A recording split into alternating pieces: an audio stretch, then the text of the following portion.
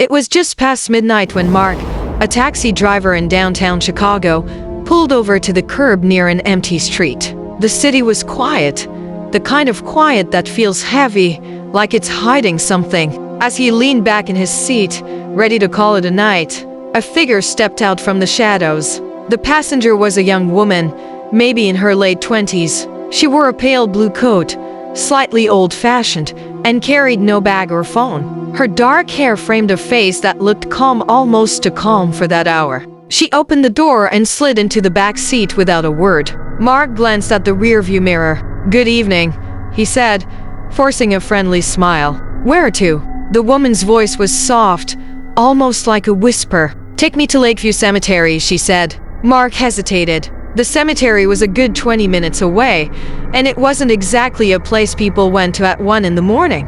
But a fare was a fare.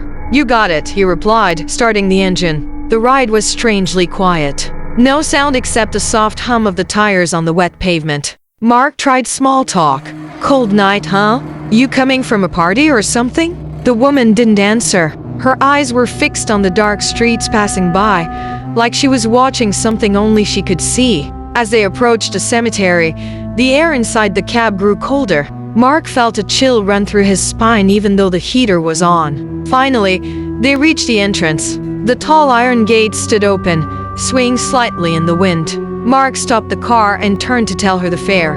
"That'll be $12, he said. But the back seat was empty. Mark's heart pounded. He spun around. No door had opened, no sound, no movement. The seatbelt was still buckled, as if she had never been there. He jumped out of the cab, scanning the area. The street was completely deserted. Not a single footprint in the thin layer of mist on the ground. Confused and shaken, Mark drove home and tried to convince himself it was just exhaustion.